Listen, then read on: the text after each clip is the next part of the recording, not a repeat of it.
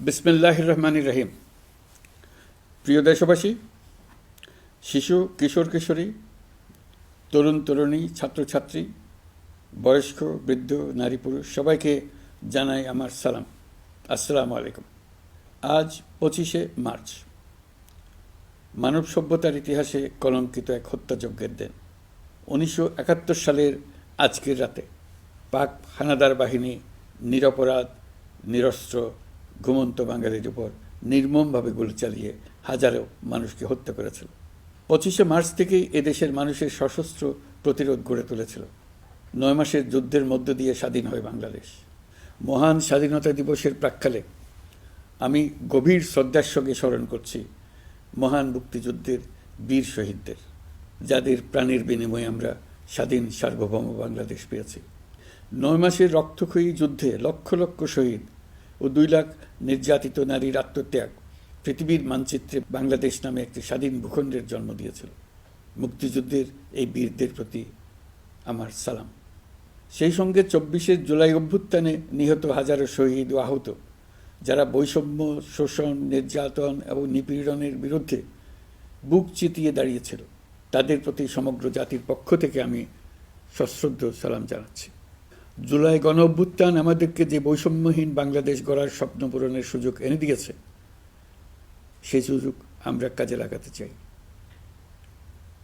প্রিয় দেশবাসী, পবিত্র মাহে রমজানের সিয়াম সাধনা উপলক্ষে আপনাদের সকলকে আমার আন্তরিক মোবারকবাদ জানাচ্ছি। সেই সঙ্গে সকলকে জানাই পবিত্র ঈদ উল ফিতরের অগ্রিম শুভেচ্ছা। ঈদ মুবারক। এবারের ঈদ স্মরণীয়ভাবে আনন্দদায়ক হোক, এই কামনা করছি। বর্তমান সরকার দায়িত্ব গ্রহণের পর থেকেই দ্রব্যমূল্য নিয়ন্ত্রণে জোর ব্যবস্থা নিয়েছে। রমজান ও ঈদে বড় চ্যালেঞ্জ ছিল জিনিসপত্রের দামের লাগাম টেনে ধরা, বিদ্যুৎ সরবরাহ নিশ্চিত করা।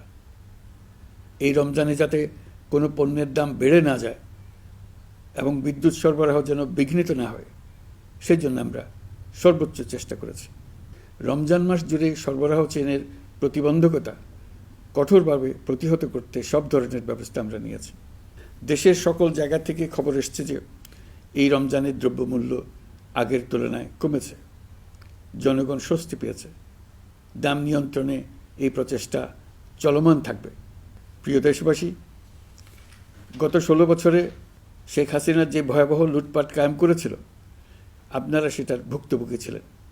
ছাত্র জনতার অভ্যুত্থানের মুখে তারা পালিয়ে যাবার সময় এক লণ্ডভণ্ড অর্থনীতি রেখে গেছে।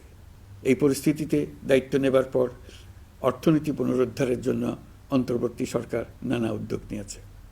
ব্যাংকিং খাতে শৃঙ্খলা ফিরেছে। ক্রমান্বয়ে অর্থনীতির অপরাপর সুযোগগুলো ইতিবাচক ধারায় ফিরতে শুরু করেছে। এই সরকারের সবচেয়ে বড় চ্যালেঞ্জ মূল্যস্ফীতি। ফেব্রুয়ারিতে মূল্যস্ফীতি 9.32% নেমে এসছে, যা 22 মাসের মধ্যে সর্বনিম্ন। আগামী জুন মাসের মধ্যে এটি 8%-এর নিচে নেমে আসবে বলে আশা করছি। দেশের ধ্বংসপ্রাপ্ত অর্থনীতিতে স্বস্তি এনে দিয়েছে আমাদের প্রবাসী ভাই বোনেরা। অন্তর্বর্তী সরকার দায়িত্ব নেবার পর থেকে রেমিটেন্স ধারাবাহিকভাবে বেড়েছে। ফেব্রুয়ারি মাসে রেমিটেন্স প্রবাহ রেকর্ড গড়েছে, প্রায় 25% বৃদ্ধি পেয়ে $2.5 বিলিয়ন পৌঁছেছে। রেমিটেন্স যোদ্ধারা আমাদের দেশের অর্থনীতি গড়ার বীর সৈনিক। তাদের জন্য প্রক্রিয়াগত যেসব বিষয় রয়েছে, সেগুলো সহজ করে দেওয়া আমাদের দায়িত্ব। তারা যেন ভোগান্তির শিকার না হন, দূতাবাস যেন ঠিকমতো কাজ করে, এটি নিশ্চিত করার জন্য আমরা ব্যবস্থা নিয়েছি। আগামী নির্বাচনে যেন তাদের ভোটাধিকার দিতে পারি, সেজন্য কাজ করছি। পলাতক সরকারের আমলে চট দখলের মতো দেশের ব্যাংকগুলো দখল করে নেওয়া হয়েছিল। আমানতকারীর টাকাকে তারা নিজেদের ব্যক্তিগত টাকায় রূপান্তরিত করে ফেলেছিল। অন্তর্বর্তী সরকারের অন্যতম কাজ ছিল ব্যাংকিং ব্যবস্থায় আস্থা ফিরিয়ে আনা, আমানতকারীর স্বার্থ রক্ষা করে নিয়ম শৃঙ্খলা প্রতিষ্ঠা করা, হিসাবপত্রে বিশ্বাসযোগ্যতা স্থাপন করা। ব্যাংকিং ব্যবস্থায় আস্থা প্রতিষ্ঠা করা গেছে। এর ফলে অর্থনীতিতে শৃঙ্খলা ফিরেছে। অন্তর্বর্তী সরকারের অর্জনগুলোর মধ্যে এটা ছিল খুবই গুরুত্বপূর্ণ। গত সরকারের লুটপাটের মহোৎসবে গত 15 বছরে $234 বিলিয়ন পাচার হয়েছে। এটা আমরা জানি। কত রকমভাবে পাচার হয়েছে তাও জানার বিষয়। অভিনব এক একটা পদ্ধতি ছিল। পাচারের একটা পদ্ধতি সবাইকে হতভম্ব করে দিয়েছে। এই পাচার হয়েছে বিদেশে অধ্যয়নরত সন্তানের কাছে টাকা পাঠানোর নামে। তিনি সন্তানের লেখাপড়ার জন্য এক সেমিস্টারের অর্থাৎ 3 মাসের খরচ বাবদ অফিসিয়াল ব্যাংকিং চ্যানেলে পাঠিয়েছেন $3,33,00,000, অর্থাৎ প্রায় 400 কোটি টাকা। পাচারের এর চাইতে বেশি তাক লাগানো পন্থা আর কি আছে, তার কোনো সীমা আছে বলে আমার মনে হয় না। আইন, নিয়ম, নীতির জায়গায় যখন হরিলুট প্রতিষ্ঠিত হয় তখন এমন সব কিছুই সম্ভব। এই অর্থ পাচারকারীদের দ্রুত আইনের আওতায় নিয়ে আসার লক্ষ্যে ইতোমধ্যে আন্তর্জাতিক তৎপরতা জোরদার করা হয়েছে। প্রিয় দেশবাসী, অন্তর্বর্তী সরকার পৃথিবীর বিভিন্ন দেশের শীর্ষস্থানীয় বিনিয়োগকারীদের সঙ্গে নিয়মিত বৈঠক করে যাচ্ছে। তারা বাংলাদেশের বর্তমান ব্যবস্থায় বিনিয়োগের বিষয়ে খুবই আগ্রহী। আশা করছি দ্রুততম সময়ে দেশে নতুন নতুন বিদেশি বিনিয়োগ আপনারা দেখতে পাবেন। সরকার দায়িত্ব নেওয়ার পর থেকে দেশে রপ্তানি 13% বেড়েছে। জানুয়ারিতে 7% কন্টেইনার হ্যান্ডলিং বেড়েছে। বাংলাদেশ বিনিয়োগ উন্নয়ন কর্তৃপক্ষ ইতোমধ্যে লাইসেন্সিং রিকোয়ারমেন্টস, প্রত্যাবাসন আইনসহ বিনিয়োগকারীদের যে সাধারণ সমস্যাগুলো রয়েছে সেগুলো সমাধানে কাজ শুরু করেছে। বাংলাদেশ বিনিয়োগ উন্নয়ন কর্তৃপক্ষ আগামী মাসে ঢাকায় 4 দিনব্যাপী আন্তর্জাতিক বিনিয়োগ সম্মেলন করছে। বিশ্ববিখ্যাত অনেক বিনিয়োগকারী এতে অংশ নেবেন। ইতিমধ্যে DP World, Singapore PSA, AP Moller Maersk কয়েক বিলিয়ন ডলারের বিনিয়োগের প্রস্তাব করেছে। অন্তর্বর্তী সরকার দায়িত্ব গ্রহণের পর থেকেই স্বতঃস্ফূর্তভাবে পৃথিবীর সকল সরকার আমাদের প্রতি বন্ধুত্বের হাত বাড়িয়ে দিয়েছে। এটা শুরু হয়েছিল গত সেপ্টেম্বরে জাতিসংঘের বার্ষিক বৈঠকে। আপনাদের মনে আছে বিশ্বের সরকার প্রধানরা কীভাবে আমাদের সঙ্গে আগ্রহ নিয়ে দেখা করতে এগিয়ে এসছে। তারপর থেকে যে কোনো সম্মেলনে গিয়েছি, দেখেছি আন্তর্জাতিক নেতৃবৃন্দের আগ্রহ কীভাবে ক্রমেই বেড়ে চলেছে। জানুয়ারি মাসে সুইজারল্যান্ডের ডাভোসে গিয়েছিলাম। এই সম্মেলনে 47টি পৃথক ইভেন্টে আমার অংশগ্রহণ করতে হয়েছে। বিভিন্ন দেশের সরকার প্রধান, মন্ত্রী, বিশ্ব বাণিজ্যের নায়করা, জাতিসংঘের মহাসচিব, জাতিসংঘের বিভিন্ন সংস্থার প্রধানদের সঙ্গে বৈঠক করেছে। তারা আমাদের পাশে থাকার জন্য আন্তরিক আগ্রহ প্রকাশ করেছেন। সম্প্রতি আমি সংযুক্ত আরব আমিরাতে গিয়েছিলাম। তারা বিগত সরকারের সময় আমাদের ভিসা বন্ধ করে দিয়েছিল। আমরা সেই দেশের ভিসার দরজা খোলার চেষ্টা চালিয়ে যাচ্ছি। তারা আশ্বাস দিয়েছেন তাদের দিক থেকে সকল আনুষ্ঠানিকতা সম্পন্ন করে ভিসার দরজা উন্মুক্ত করবেন। আমি আশা করছি সেটা দ্রুতই উন্মুক্ত হবে। আমি সংযুক্ত আরব আমিরাতকে আমাদের দেশে শিল্প কারখানা গড়ে তোলার জন্য একটি শিল্পাঞ্চল করার প্রস্তাব দিয়েছি। তারা এই বিষয়ে আগ্রহ জানিয়েছে। শিল্পাঞ্চলে 2টি কাজ দিয়ে তারা শুরু করবে, এই জন্য কথাবার্তা শুরু হয়েছে। প্রথমে মুসলিম বিশ্বে সরবরাহের জন্য একটি হালাল গোশত প্রক্রিয়াজাত করার কারখানা করবে। এরপর মৎস্য প্রক্রিয়াজাতকরণের জন্য কারখানা স্থাপন করবে। তারা আমাদের নতুন সামুদ্রিক বন্দর পরিচালনা করার জন্যও আগ্রহ জানিয়েছে। প্রিয় দেশবাসী, বিশ্ব মানচিত্রে বাংলাদেশকে অনন্য উচ্চতায় নিয়ে যাওয়া আমাদের অন্যতম লক্ষ্য। এই লক্ষ্যে আমরা আসিয়ানের সদস্য হিসেবে যোগদান করার বিষয়ে আগ্রহের কথা জানিয়েছি। এই বছরের শুরু থেকেই মালয়েশিয়া আসিয়ানের চেয়ারম্যানের দায়িত্ব গ্রহণ করেছে। মালয়েশিয়ার মাননীয় প্রধানমন্ত্রী আনোয়ার ইব্রাহিমের সঙ্গে এই বিষয়ে কথা হয়েছে। তিনি আমাদের আবেদনের প্রতি সমর্থন জানিয়েছেন, আমাকে মালয়েশিয়া সফরের আমন্ত্রণ জানিয়েছেন। আমি এই আমন্ত্রণ গ্রহণ করেছি। মালয়েশিয়া রোহিঙ্গা সমস্যা সমাধানের জন্য জাতিসংঘের সম্মেলন আয়োজনের দায়িত্ব নিয়েছে। আমাদের দেশ থেকে শ্রমিক নিয়ে যাবার ব্যাপারে যে সমস্ত সমস্যার সৃষ্টি হয়েছিল সবগুলো সমাধানের জন্য আন্তরিকভাবে তারা কাজ করছে। আগামীকাল 4 দিনের সফরে আমি চীন যাচ্ছি। প্রেসিডেন্ট শি জিনপিংয়ের সঙ্গে আমার বৈঠক হবে। চীনের বড় বড় ব্যবসায়িক প্রতিষ্ঠানের সিইওদের সঙ্গেও বৈঠক করব। পৃথিবীর সর্ববৃহৎ চাইনিজ সোলার প্যানেল নির্মাতা প্রতিষ্ঠান লংজি বাংলাদেশে কারখানা স্থাপনের আগ্রহ জানিয়েছে। আমরা তাদের সঙ্গে কাজ করছি। এছাড়া প্রযুক্তিগত সহায়তা, মেডিকেল সহায়তা, স্বল্প মূল্যে চিকিৎসা সহ অন্যান্য বিষয়ে আলোচনা হবে। তারা আমাদের দেশ থেকে আম, কাঁঠাল ও পেয়ারা আমদানি করতে চায়। এটা খুব দ্রুতই শুরু হবে। এই সফরের মধ্য দিয়ে আমাদের দু দেশের সম্পর্ক ঘনিষ্ঠতর হবে। আমি বরাবরই বলে এসেছি, আমরা মহা সৌভাগ্যবান এক জাতি। পৃথিবীর মানচিত্রে আমাদের অবস্থানের কারণে বাংলাদেশ, ভারত, নেপাল ও ভুটান, দক্ষিণ এশিয়ার এই 4টি দেশ মিলে একটি যৌথ অর্থনীতি গড়ে তুলতে পারলে 4 দেশই লাভবান হবে। নেপাল ও ভুটান আমাদের জলবিদ্যুৎ দিতে অত্যন্ত আগ্রহী, আমরাও নিতে আগ্রহী। বাংলাদেশের শিল্পাঞ্চল গড়ে তুলতে এর কোনো বিকল্প নেই। আমাদের রয়েছে এক বিস্তীর্ণ মহাসাগর। ভৌগোলিক অবস্থানগত কারণে আমাদের সামনে বিরাট অর্থনৈতিক সুযোগ এনে দিয়েছে। কুমিরা থেকে টেকনাফ পর্যন্ত দীর্ঘ উপকূলভূমি। এই দীর্ঘ উপকূল জুড়ে বিরামহীনভাবে অনেকগুলি আধুনিক প্রযুক্তি সমৃদ্ধ আন্তর্জাতিক মানের সমুদ্র বন্দর, শিল্প কারখানা, রপ্তানি প্রক্রিয়াজাতকরণ এলাকা স্থাপন করা গেলে পুরো অর্থনৈতিক অঞ্চলের ভবিষ্যৎ দ্রুত পরিবর্তন সম্ভব। নেপাল থেকে জলবিদ্যুৎ আনতে পারলে জীবাশ্ম জ্বালানির উপর আমাদের নির্ভরশীলতা কমবে। বর্তমানে বিশ্ববাসী পরিবেশ রক্ষায় সচেতন, তারা এটাকেই সর্বোচ্চ অগ্রাধিকার দিচ্ছে। জীবাশ্ম জ্বালানির উপর নির্ভরশীলতা কমিয়ে পরিবেশ বান্ধব বিকল্প পাওয়া গেলে বিদেশি বিনিয়োগকারীদের আরও বেশি মনোযোগ আকর্ষণ করা যাবে। দেশের ক্রমবর্ধমান বিদ্যুৎ চাহিদার পরিপ্রেক্ষিতে রূপপুর পারমাণবিক বিদ্যুৎ কেন্দ্রের কাজ যথাসময়ে শেষ করার বেশি আমরা জোর দিয়েছি। রোসাটমের মহাপরিচালক আমাকে বলেছেন, শিগগিরই বিদ্যুৎ কেন্দ্রটি পরীক্ষামূলকভাবে চালু করা হবে। আমাদের পণ্য পৃথিবীর পণ্য। এই পণ্য নেপালে যাবে, ভুটানে যাবে, ভারতের 7 সিস্টার্সে যাবে। প্রতিবেশীদের পণ্য আমাদের এখানে আসবে, সারা পৃথিবীর কাছে পৌঁছে যাবে। এইভাবেই এটি একটি লাভজনক অর্থনৈতিক অঞ্চল হিসেবে দাঁড়িয়ে যাবে। আর এই অঞ্চলের গুরুত্বপূর্ণ ভূমিকায় থাকবে বাংলাদেশ।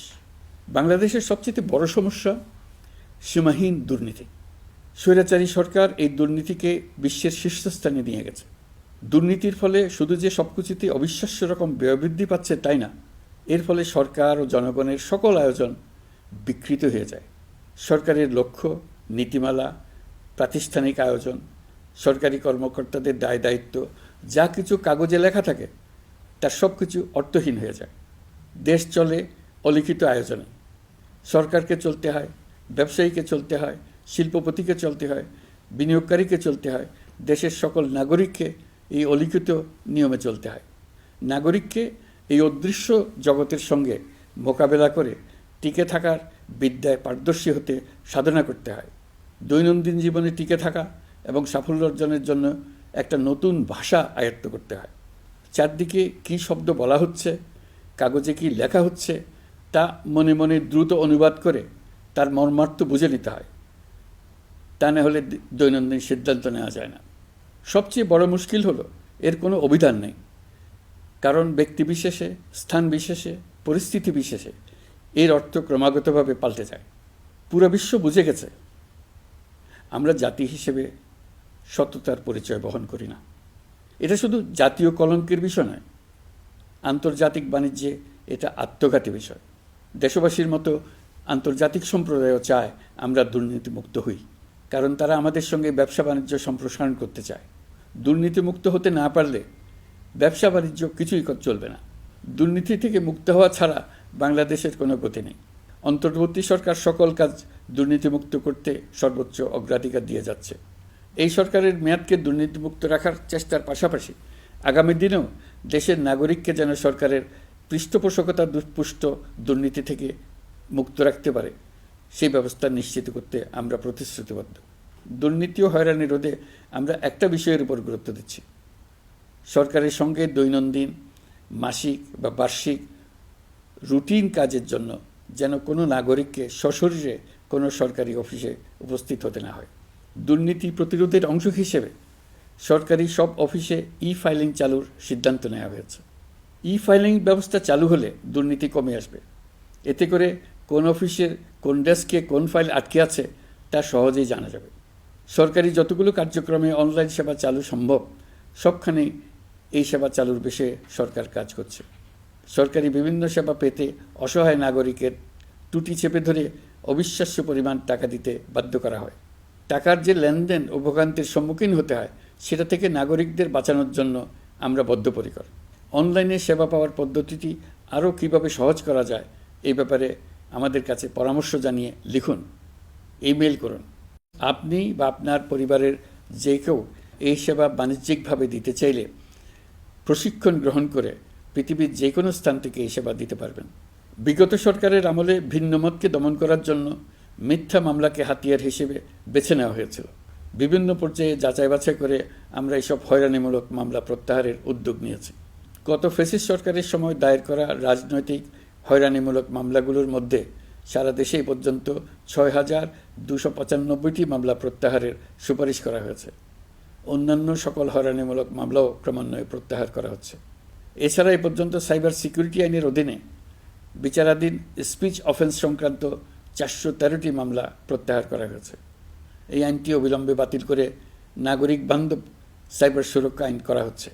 মানুষের ভোগান্তি রোধেও আমরা আইনগত পদক্ষেপ নিচ্ছি। জিডি করার সময় স্বাক্ষর দেওয়ার জন্য এখন আর থানায় যাওয়ার প্রয়োজন নাই, এটা অনলাইনেই করা যাবে।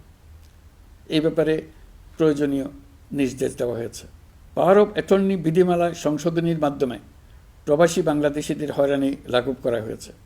সংশোধিত বিধিমালার আলোকে বাংলাদেশি পাসপোর্ট না থাকলেও বাংলাদেশি বংশোদ্ভূত ব্যক্তির পাসপোর্টে নো ভিসা রিকোয়ার্ড স্টিকার থাকলে কিংবা জন্মসনদ বা জাতীয় পরিচয়পত্র থাকলেই তিনি বিদেশ থেকে পাওয়ার অফ অ্যাটর্নি সম্পাদন করতে পারবেন। সরকারি সিদ্ধান্ত ও প্রয়োজনীয় ব্যবস্থা নেওয়ার পর বিমানের টিকিট কেনার পুরো প্রক্রিয়াটি অনলাইনে নিয়ে যাওয়ার ফলে বিমানের টিকিটের দাম শতকরা ৫০ থেকে ৭৫% কমে গেছে। বিশেষ করে মধ্যপ্রাচ্যের প্রবাসী ভাই বোনেরা এতে করে স্বস্তি পাচ্ছে। অন্যান্য এয়ারলাইনের টিকিটের দামও কমে গেছে। নাগরিকদের হয়রানিমুক্ত ও দুর্নীতিমুক্ত সেবা প্রদানের জন্য সরকার ভূমি সেবা ডিজিটালাইজ করার উদ্যোগ নিয়েছে। এর অংশ হিসেবে ভূমি মন্ত্রণালয় অনলাইনে ঘরে বসেই জমির খাজনা প্রদান, নামজারি, জমা খারিজ, খতিয়ান বা পর্চা সার্টিফাইড কপি, মৌজা ম্যাপ বা নকশা প্রদানের কার্যক্রম শুরু করেছে। এই পদ্ধতিতে ভোগান্তি, অস্বচ্ছতা ও দুর্নীতির অবসান হবে। বর্তমানে সারা দেশে পরীক্ষামূলকভাবে এই কার্যক্রম চালু হয়েছে। এগুলোকে ক্রমান্বয়ে আরও জনবান্ধব করে স্থায়ী রূপ দেওয়া হবে। এর লক্ষ্য হবে ক্রমাগতভাবে এই সকল দায়িত্ব সরকারের হাত থেকে নিয়ে সেবাদানকারী ব্যক্তি বা প্রতিষ্ঠানের কাছে ছেড়ে দেওয়া। গ্রামের স্কুল কলেজ পাশ করা ছেলেমেয়েরা, গৃহিণীরা ঘরে বসে সারা দেশে এই সেবা দান করবে এবং অনেকে তাদের কৃতিত্বের জন্য প্রসিদ্ধ হয়ে পড়বে। তারা সারা দেশের গ্রাহকদের সেবা নিজের গ্রাম থেকেই প্রদান করবে। রাজস্ব সংস্কার কমিশনের সুপারিশ অনুসারে জাতীয় রাজস্ব বোর্ড বিলুপ্ত করার সিদ্ধান্ত নেওয়া হয়েছে। এর জায়গায় দুটি পৃথক বিভাগ করা হচ্ছে। একটি হলো নীতি প্রণয়ন বিভাগ বা জাতীয় রাজস্ব নীতি বোর্ড, অন্যটি বাস্তবায়ন বিভাগ বা জাতীয় রাজস্ব সংগ্রহ বিভাগ। এর ফলে সরকারের পছন্দের ব্যক্তিরা হাজার হাজার কোটি টাকার রাজস্ব ফাঁকি দেওয়ার আর সুযোগ পাবে না। আমি আশা করি পরবর্তীতে যারা সরকারে আসবেন তারাও এই নীতি বহাল রাখবেন। এখনকার যুগ হলো প্রযুক্তির যুগ, সৃজনশীলতার যুগ। আমাদের দেশে ১৭ কোটি নারী পুরুষ, তার মধ্যে তরুণরা হলো বিপুলভাবে সংখ্যাগরিষ্ঠ। বাংলাদেশ মানব সম্পদের দিক থেকে ৮ম বৃহত্তম দেশ। একযোগে এই তরুণরা সৃজনশীলতা প্রকাশের সুযোগ পেলে বন্যার স্রোতের মতো আমাদের দেশ দ্রুত বেগে পৃথিবীর বাজারের মধ্যস্থানে চলে যাবে। এই বিপুল তরুণ গোষ্ঠীর সামনে থেকে পথের বাধা সরিয়ে দেওয়াই হলো আমাদের সরকারের প্রধান লক্ষ্য। প্রযুক্তি আমাদের জন্য সুযোগ সৃষ্টি করেছে, আমরা দ্রুত বেগে এই সুযোগ গ্রহণ করার কাজে নিজেদের নিয়োজিত করেছি। এমনভাবে আমরা প্রযুক্তি ব্যবহার করার কাজে নিয়োজিত হয়েছি যাতে নাগরিকের আঙ্গুলের ইশারায় সরকার তার সেবা নাগরিকের কাছে তাৎক্ষণিকভাবে হাজির করে। তা নিশ্চিত করার জন্য আমরা সেই সেবা দিতে চাই প্রযুক্তির মাধ্যমে, সরকারি অফিসের মাধ্যমে নয়। ইতিমধ্যে পাসপোর্ট পেতে পুলিশ ভেরিফিকেশনের নিয়ম আমরা বাতিল করে দিয়েছি। এর ফলে বর্তমানে নাগরিকরা আগের চাইতে সহজভাবে পাসপোর্ট সেবা পাচ্ছেন। পুলিশ রিপোর্ট প্রাপ্তির নিয়ম বাতিল করার পর এই পর্যন্ত ৭০,০০০ নতুন পাসপোর্ট, যা বহুকাল ধরে পুলিশ রিপোর্ট আসার অপেক্ষায় আটকে ছিল, তা দ্রুত আবেদনকারীদের হাতে পৌঁছে দেওয়া হয়েছে। পাসপোর্ট প্রাপ্তি সহজ করার জন্য আমরা পুরনো পদ্ধতি বাতিল করে ইলেকট্রনিক পাসপোর্ট প্রচলন শুরু করেছি। এর ফলে দ্রুত পাসপোর্ট দেওয়া সম্ভব হচ্ছে। দেশের অভ্যন্তরে পাসপোর্ট হোম ডেলিভারি দেওয়া সম্ভব হচ্ছে। আগামীতে সকলেই ঘরে বসে পাসপোর্ট পাবেন, এটা নিশ্চিত করার চেষ্টা করছে। পাসপোর্ট দেওয়ার দায়িত্বে নিয়োজিত কর্মকর্তারা অত্যন্ত উৎসাহ সহকারে দ্রুত এসব পরিবর্তন আনার ব্যাপারে এগিয়ে আসছেন দেখে মনটা আনন্দে ভরে যায়। প্রিয় দেশবাসী, হজ মুসলমানদের জন্য সবচেয়ে গভীর আধ্যাত্মিক সফরগুলোর মধ্যে প্রধান। সারা জীবন তারা হজ পালনের জন্য অপেক্ষা করেন। পবিত্র হজ পালনে বাংলাদেশের হাজিরা প্রায় বিভিন্ন চ্যালেঞ্জের সম্মুখীন হন। ভাষাগত বাধা, স্বাস্থ্য ঝুঁকি, অতিরিক্ত ভিড়, প্রশাসনিক জটিলতা এবং লজিস্টিক সমস্যা সহ নানা অসুবিধা। হজের অভিজ্ঞতাকে মসৃণ ও নিরাপদ করতে অন্তর্বর্তীকালীন সরকার একটি মোবাইল অ্যাপ তৈরি করেছে, যা সম্মানিত হাজিদের যাত্রার আগে, যাত্রা চলাকালীন সময়ে এবং ফিরে আসার পরেও প্রয়োজনীয় সহায়তা প্রদান করবে। এই অ্যাপটি বাংলা ভাষায় রিয়েল টাইম নির্দেশনা ও সহায়তা প্রদান করবে। সরকার সমর্থিত বিশেষ ডেবিট কার্ডের মাধ্যমে বিদেশের স্থানীয় মুদ্রায় আর্থিক লেনদেন নিশ্চিত করবে। লাগেজ যাতে হারিয়ে না যায় তার জন্য লাগেজ ট্র্যাকিংয়ের ব্যবস্থা থাকবে। মোবাইল ফোনের মাধ্যমে হজযাত্রীরা প্রত্যেক দিন ওই দিনের করণীয় ও যাতায়াতের বিস্তারিত বিবরণ জানতে পারবেন। যেদিন যে দোয়া পড়তে হবে সেটা স্মরণ করিয়ে দেবে। যেসব পবিত্র স্থানে যাবেন সেসবের ছবি সহ ইতিহাস বর্ণনা করবে। হাজিদের মনে কোনো প্রশ্ন জাগলে কল সেন্টারে ফোন করে সেই প্রশ্নের উত্তর পাবেন। শরীর খারাপ লাগলে ডাক্তারের সঙ্গে যোগাযোগ করিয়ে দেবে। সম্মানিত হাজিদের কোনো পরামর্শ থাকলে সেটা পরামর্শ পৃষ্ঠায় লিখে দিতে পারবেন। ভ্রমণের দৈনন্দিন ঝামেলার জন্য হজের মূল লক্ষ্যকে পরাজিত করতে না পারে তার জন্য সকল ব্যবস্থা এতে রাখা থাকবে। প্রিয় দেশবাসী, আপনারা শুনেছেন আমি স্টারলিংকের প্রতিষ্ঠাতা এবং বিশ্বের শীর্ষ ধনকুবের স্পেস এক্স ও টেসলার মালিক এলন মাস্কের সঙ্গে ফোনে আলাপ করে বাংলাদেশে স্টারলিংকের কার্যক্রম শুরু করার আহ্বান জানিয়েছি। সে অনুসারে কোম্পানির প্রতিনিধিরা এখন বাংলাদেশে তাদের কার্যক্রম শুরুর আয়োজন করছে। তাদের সঙ্গে 3 মাসের মধ্যেই বাণিজ্যিক চুক্তি চূড়ান্ত করার কাজ চলছে। স্টারলিংকের মাধ্যমে স্বল্প মূল্যে উচ্চগতির ইন্টারনেট বাংলাদেশের ডিজিটাল জগতে একটা বিপ্লব আনবে। স্টারলিং সেবা চালু হলে দেশের প্রতিটি গ্রাম, দ্বীপাঞ্চল, দুর্গম পাহাড়ি অঞ্চল অতি উচ্চগতির ইন্টারনেট সেবার আওতায় চলে আসবে। স্টারলিং চালু হলে ভবিষ্যতে কোনো সরকার ইন্টারনেট সেবা বন্ধ করে মানুষকে আর তথ্যবন্দী করার কোনো সুযোগ পাবে না। বাংলাদেশের প্রতিটি অঞ্চলে বিশ্বমানের শিক্ষা, স্বাস্থ্যসেবা, অর্থনৈতিক ক্ষেত্রে সকল নাগরিকের অংশগ্রহণ নিশ্চিত করা যাবে। আমাদের নতুন প্রজন্ম দেশের যে কোনো প্রত্যন্ত অঞ্চলেই থাকুক না কেন তারা বিশ্ব নাগরিক হয়ে গড়ে ওঠার সুযোগ পাবে। সরকার যুব উদ্যোক্তা নীতি 2025 প্রণয়ন করেছে। এর লক্ষ্য হবে সামাজিক, অর্থনৈতিক ও পরিবেশগত অগ্রগতির মূল চালক হিসেবে তরুণ তরুণীদের ক্ষমতায়ন করা। এই নীতি টেকসই উন্নয়ন লক্ষ্যমাত্রা অর্জনের উপায় হিসেবে সফল উদ্যোক্তা তৈরিতে সহায়ক হবে। সামাজিক ও অর্থনৈতিক ক্ষেত্রে তরুণ উদ্যোক্তাদের অবদানকে স্বীকৃতি দেওয়া হবে।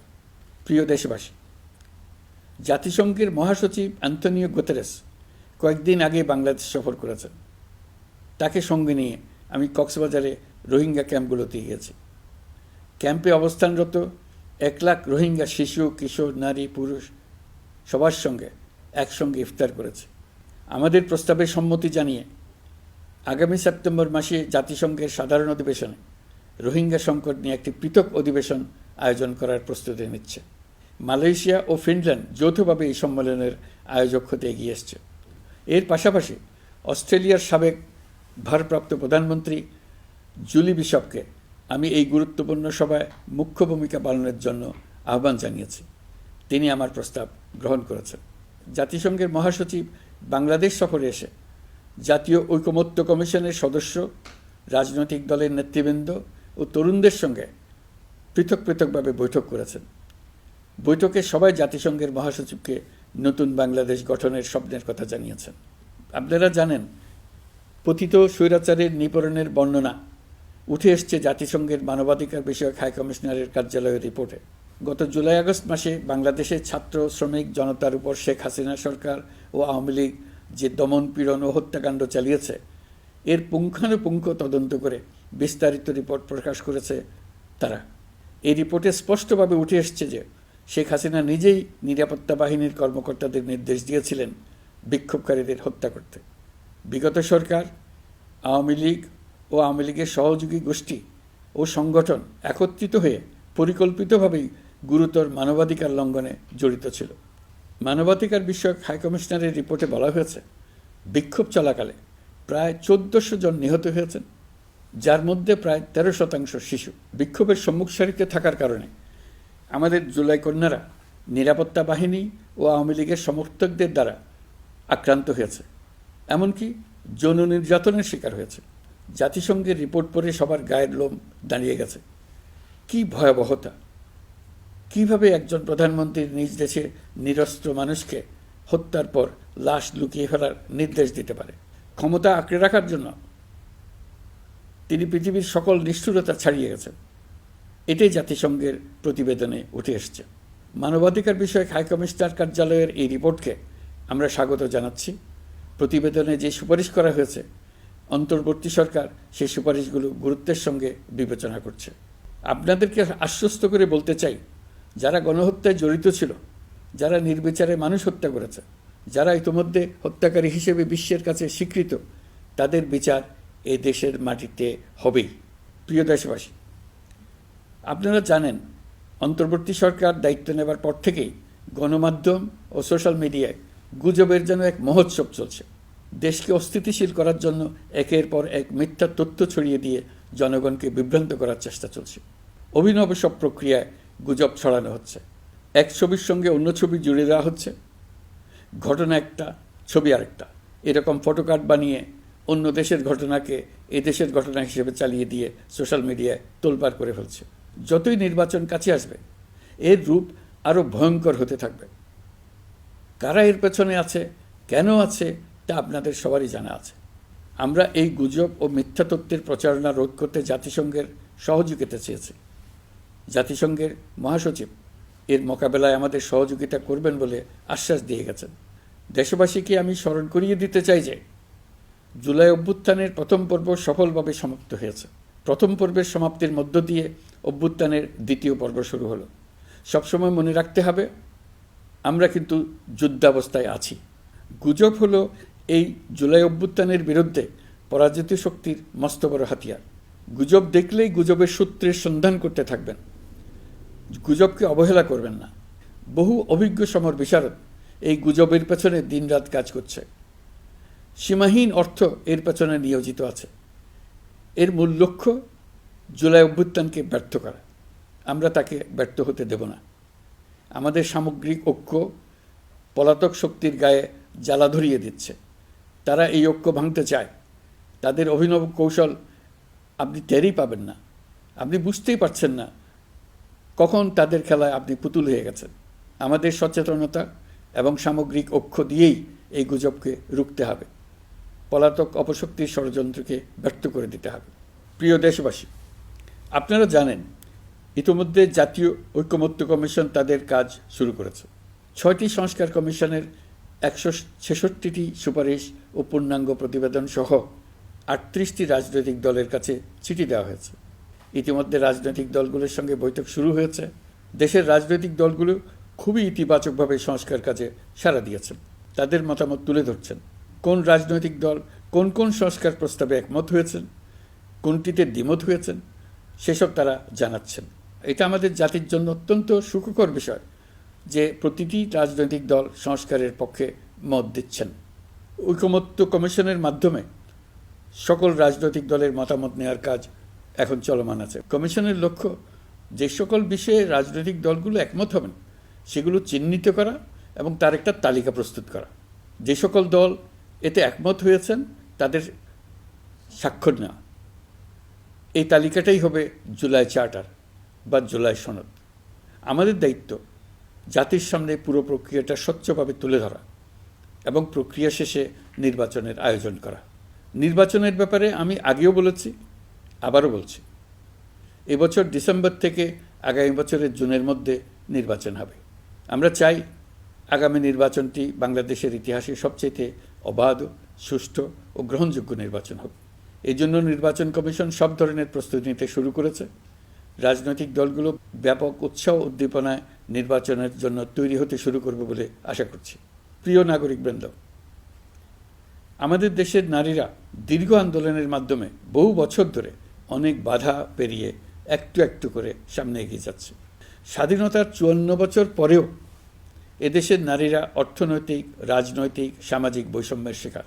বাংলাদেশের ইতিহাসে এখন পর্যন্ত যত আন্দোলন সংগ্রাম হয়েছে তার মধ্যে জুলাই গণ অভ্যুত্থানে নারীদের অংশগ্রহণ ছিল সবচেয়ে বেশি। গণ অভ্যুত্থানে নারীরা দুঃসাহসিক ভূমিকা রেখেছে, পুরনোকে দূরে ঠেলে দিয়ে নতুনের ভিত্তি স্থাপনের প্রতিজ্ঞা নিয়েছে। তারা ব্যাপক সংস্কারের কথা বলেছে, সর্বত্র নারীদের ভূমিকা আরও জোরালো করার কথা বলেছে। আমি মনে করি জুলাই গণ অভ্যুত্থান বাংলাদেশের প্রেক্ষিত বদলে দিয়েছে। জুলাইয়ের পর নারীদের অবস্থান ইতিবাচকভাবে পরিবর্তন হবে, সেটাই আমরা চাই। আমরা বাংলাদেশ নিয়ে নতুন করে ভাবতে চাই, আর এই নতুন ভাবনায় নারীদের অবস্থান উচ্চতম পর্যায়ে অগ্রাধিকার পাক, সেটাই আমরা চাই। পরিবারের সকল সদস্য, পাড়া প্রতিবেশী, ধর্মীয় প্রতিষ্ঠান, স্কুল, আপনারা আপনাদের নিজ নিজ অবস্থান থেকে ছেলে শিশু ও মেয়ে শিশুর মধ্যে যেন কোনো বৈষম্য সৃষ্টি না হয় তা নিশ্চিত করুন। আসুন নতুন বাংলাদেশে সবাই মিলে শিশুদের জন্য সুস্থ পরিবেশ নিশ্চিত করি। জুলাই গণ অভ্যুত্থানে অংশ নেওয়া নারীরা তাদের অধিকার প্রতিষ্ঠার ব্যাপারে দৃঢ় প্রতিজ্ঞ। দেশে বিরাজমান বৈষম্যগুলো চিহ্নিত করে নারীর প্রতি সহিংসতা প্রতিরোধ ও বৈষম্য নিরসনে আমাদের প্রত্যেককে একসঙ্গে কাজ করতে হবে। নারীর প্রতি বিদ্বেষমূলক কথাবার্তা, নারীকে খাটো করে রাখার প্রবৃত্তি যারা ধারণ করে তাদের বিরুদ্ধে সামাজিক আন্দোলন গড়ে তোলা প্রয়োজন। আধুনিক প্রযুক্তি সকল প্রকার বাধা ভেঙে দেওয়ার মহাশক্তি আমাদেরকে দিয়েছে। সেই বাধা যত শক্তই হোক, যত উঁচুই হোক, সকল দূরত্ব গোছানোর জন্য প্রযুক্তিকে অবশ্যই যেন আমরা ব্যবহার করতে আরম্ভ করি। নারীদের সুরক্ষায় পুলিশ হটলাইন নম্বর চালু করেছে, সরকারের পক্ষ থেকে শর্ট কোড চালু করা হচ্ছে, কল টেকার হিসেবে শতভাগ নারী কর্মীদের নিয়োগ দেওয়া হচ্ছে যেন নির্দ্বিধায় কথা বলা যায়।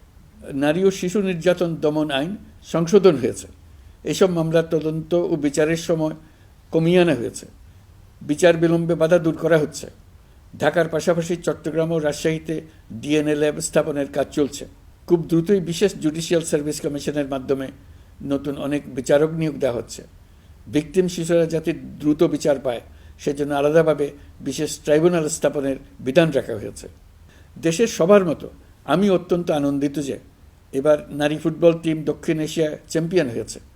দেশ জুড়ে আয়োজিত তারুণ্যের উৎসব 2025-এ বিভিন্ন অঞ্চল থেকে 27,40,000 মেয়েরা প্রায় 3,000 খেলা ও সাংস্কৃতিক কর্মকাণ্ডে অংশগ্রহণ করেছে। উৎসবে দেশের সুবিধাবঞ্চিত ও সুবিধাপ্রাপ্ত অঞ্চল, প্রান্তিক জনগোষ্ঠী এবং 21টি নৃগোষ্ঠীর তরুণ তরুণী সহ সকলের সার্বজনীন অংশগ্রহণ ছিল। এই উৎসবের অন্যতম লক্ষ্য ছিল তরুণদের মধ্যে ঐক্য গড়ে তোলা, সহযোগিতার নীতি প্রচার এবং তাদেরকে উদ্যোক্তা হিসেবে গড়ে তোলা, যাতে করে তারা আত্মনির্ভর হতে পারে, দেশের সম্পদ হিসেবে গড়ে উঠতে পারে। আমরা তারুণ্যের এই উৎসব সারা বছর জুড়ে উদযাপন করার ঘোষণা দিয়েছি। এই উৎসবে আমরা গ্রাম, উপজেলা, শহর, বন্দর সকল এলাকার আবাল বৃদ্ধ বনিতাকে এবং স্কুল, কলেজ, মাদ্রাসার সরকারি বেসরকারি সকল প্রতিষ্ঠানের সবাইকে নানা প্রকারের সৃজনশীল কর্মসূচি নিয়ে এগিয়ে আসার জন্য আমি অনুরোধ জানাচ্ছি। প্রতিটি এলাকায় এই উৎসবে যোগদান করতে মেয়েদের যেন বিশেষভাবে উৎসাহিত করা যায় সেজন্য সকলকে আহ্বান জানাচ্ছি। কোথায় এটা কিভাবে উদযাপিত হচ্ছে সেই ব্যাপারে জানার জন্য আমি আগ্রহ নিয়ে অপেক্ষা করলাম। বিভিন্ন পর্যায়ে দেশের সেরা গ্রাম, সেরা উপজেলা, সেরা শহর, সেরা প্রতিষ্ঠান, সেরা ব্যক্তিকে পুরস্কার দেওয়ার জন্য আমরা প্রস্তুত থাকব।